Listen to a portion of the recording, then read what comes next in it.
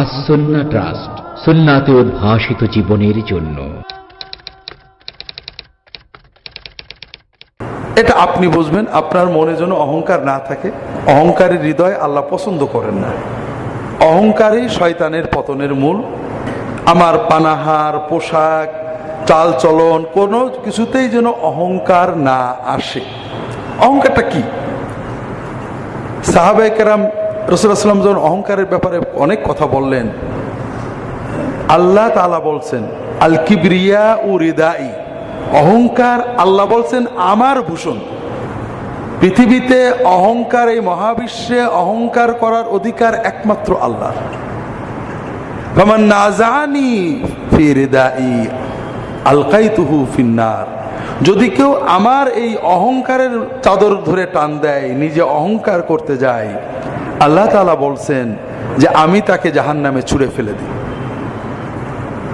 অন্য হাদিসে আসছে রাসূলুল্লাহ সাল্লাল্লাহু আলাইহি ওয়াসাল্লাম একজন সাহাবী রাসূলুল্লাহ ইন্তেকালের পরে আরেক সাহাবীর কাছে দেখা করতে আসছেন। গল্প টল্প করে উঠে যাচ্ছেন। উঠার পরে এই সাহাবী খুব কাঁদছেন। তো সাহাবীর যারা মুরিদ সাথী সাহেব, তারা জিজ্ঞেস করছেন, ইয়া আবা আব্দুর রহমান, আপনি কাঁদছেন কেন এত? উনি কি বলে গেলেন যে আপনার এত কান্না আসছে?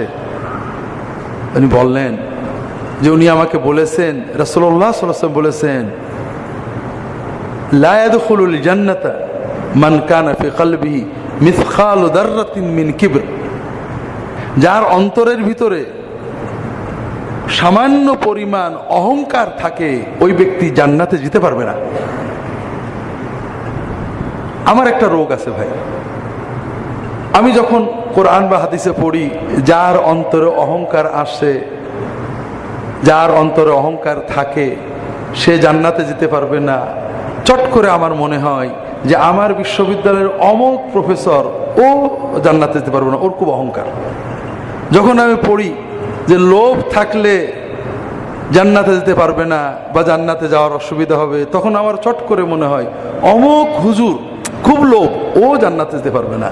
কিন্তু আমিও যে পারবো না, এটা আমার কিছুতেই মনে হয় না। আপনারা কি আমার কথা বুঝতে পেরেছেন? তো এটা হলো ইমানের ক্যান্সার। সাহাবীদের এই ক্যান্সার ছিল না। সাহাবীরা যখন কোনো হাদিস শুনতেন, তখন নিজের গুনার কথা আগে চিন্তা করতেন, পরের কবর নিয়ে কখনো চিন্তা করতেন না। তারা নিজের কবর, নিজের আখিরাত নিয়ে চিন্তা করতেন।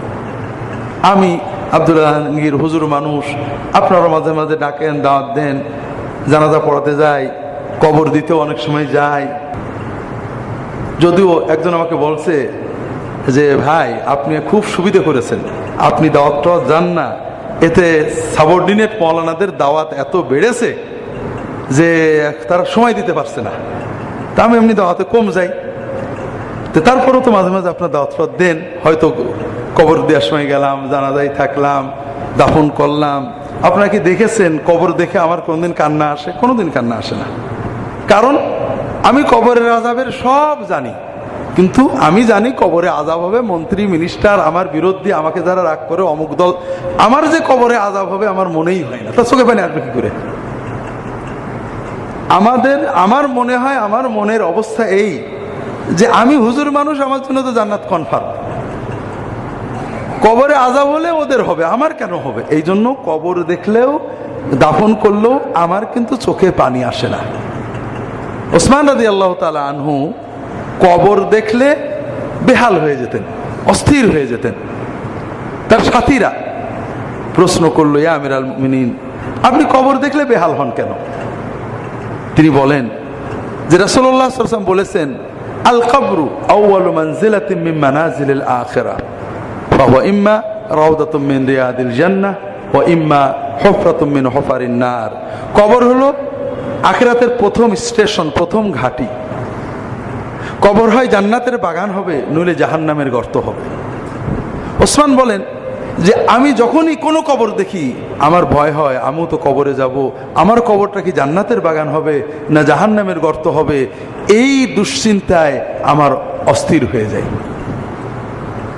তাহলে ওসমান যখন এই কথাটা রাসূলুল্লাহ সাল্লাল্লাহু আলাইহি ওয়াসাল্লামের মুখ থেকে শুনেছিলেন, তখন তিনি আর কারোর কবরের চিন্তা করেননি, নিজের কবরের চিন্তা করেছেন। আর আমি আব্দুল্লাহ জাহাঙ্গীর অনেক হাদিস পড়ছি, আমার খালি পরের কবরের চিন্তায় হয়, নিজের কবরের চিন্তা আসে না। তা আমার এই রোগের কথা আপনাদের বলার উদ্দেশ্য হলো যে আপনারাও অন্তত এই রোগ থেকে মুক্ত হন। সাহাবীরা দেখেন কি অবস্থা, আমরা কি করি, শুধু পরের সমালোচনা করি। কিছু মানুষ আছে যারা দিন নিয়ে চিন্তা করেন না, আখিরাত নিয়ে চিন্তা করেন না, দুনিয়ায় পাগলের মতো ছুটেছেন, এক সময় মরে যাবেন, সবই পড়ে থাকবে, খালি হাতে চলে যাবেন। তারা এক মিসকিন, তারা পরের জাংলায় পুষে চলে গেলেন। আর আমরা কি মিসকিন, আমরা কিছু ভালো মন্দ বুঝি, হক বুঝি, বাতিল বুঝি, হালাল বুঝি, হারাম বুঝি। এই পাঁচজন বুঝদার লোক এক জায়গায় হলে ষষ্ঠ একজনের সমালোচনা করি, ও হারাম খায়, ও দেখো কি করেছে, ও এইটা করেছে, ও কি খারাপ। কিন্তু আমি যে কতটুকু খারাপ, আমি আল্লাহর কি করলাম, এটা আমরা নিজে আলোচনাও করি না, চিন্তাও করি না। তো ভাইরা, এই হাদিস বলতে যেই মনে পড়লো যে জীবনটা বড় সংক্ষিপ্ত সময়। যখন যেটা আমরা শুনবো, প্রথমেই আমাদের চিন্তা করব যে আমরা কি করতে পারছি। এই দুনিয়া দুনিয়া থাকবে, এই মানুষ মানুষ থাকবে, আগে বা পরে আমরা শুধু নিজেদের আমলটা নিয়ে আল্লাহর কাছে চলে যাব। আল্লাহ তাআলা, আল্লাহর ফেরেশতারা কখনোই আমাদেরকে অন্যের কথা শুনবেন না, আমার কথা শুনবেন। তোমার পাশের বাড়ির লোকে দাড়ি ছোট ছিল, বউ পর্দা করতো না, মেয়েরা ফষ্টি নষ্টি করতো, এই প্রশ্ন আমাকে করবেন না। কাজে এই সমালোচনার দায়িত্ব আমাকে আল্লাহ দেন। হ্যাঁ, দাওয়াতের দায়িত্ব আছে, পারলে দাওয়াত দেন, বলেন। যদি সাহসে না কুলোই বোবা শয়তান হয়ে যান, দোয়াটা করেন, আল্লাহ আমার পড়শি অমুক ভালো করে দাও। আর গুনার চিন্তা নিজেরটা করতে হবে, যেভাবে এই সাহাবী করছেন। তিনি বলছেন, ওই সাহাবী যে আমাকে বললেন যে হৃদয়ে অহংকার থাকলে জান্নাতে যাওয়া যাবে না, তাই আমার খুব ভয় হচ্ছে, কখন জানি কিভাবে আমার অন্তরে হয়তো অহংকার এসে গেছে, হয়তো কিয়ামতের দিন আমাকে আটকা পড়তে হবে, এই ভয়ে আমার কান্না আসছে, আমি ঠেকাতে পারছি না। অহংকার হৃদয়ের বিষয়, অহংকার বাইরের বিষয়, বাইরে কিছু প্রকাশ পায়। সাহাবীরা প্রশ্ন করছে, ইয়া রাসূলুল্লাহ, আমরা তো সৌন্দর্য চাই, সুন্দর জামা, সুন্দর কাপড়, সুন্দর চুল, সুন্দর পোশাক, সুন্দর বাড়ি, সুন্দর বাহন, এটা কি অহংকার? তিনি বলেন, না, ইন্নাল্লাহ জামিলুন ইউহিব্বুল জামাল, আল্লাহ সুন্দর, সৌন্দর্য পছন্দ করেন।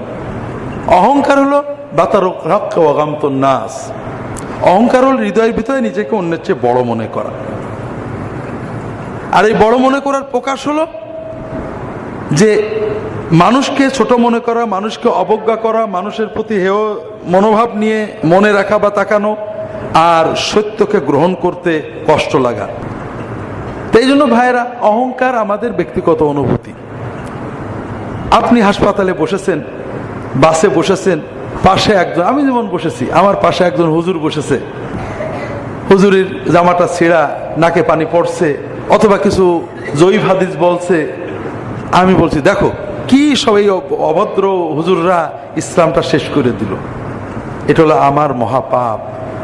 আমার ওই সময় চিন্তা করা, মাশাআল্লাহ, আলহামদুলিল্লাহ, আল্লাহ তুমি দয়া করে আমার কিছু জ্ঞান দিয়েছো, আমার কাপড়টা পরিষ্কার রাখা তৌফিক দিয়েছো, আমাকে জয়ীফ হাদিস থেকে মুক্ত করেছো। আল্লাহ তোমার দয়া, তোমার এই বান্দা তোমার জন্য কাজ করে, অত বুঝিনি, আল্লাহ তুমি আমাকেও মাফ করো, তাকেও মাফ করো। এটা হলো আব্দের চিন্তা, যে বান্দা চিন্তা করে যে আমারটা আমার না, আমার মালিক আমাকে দয়া করে দিয়েছে। এইটা হলো আব্দের অবদিয়াতের চিন্তা।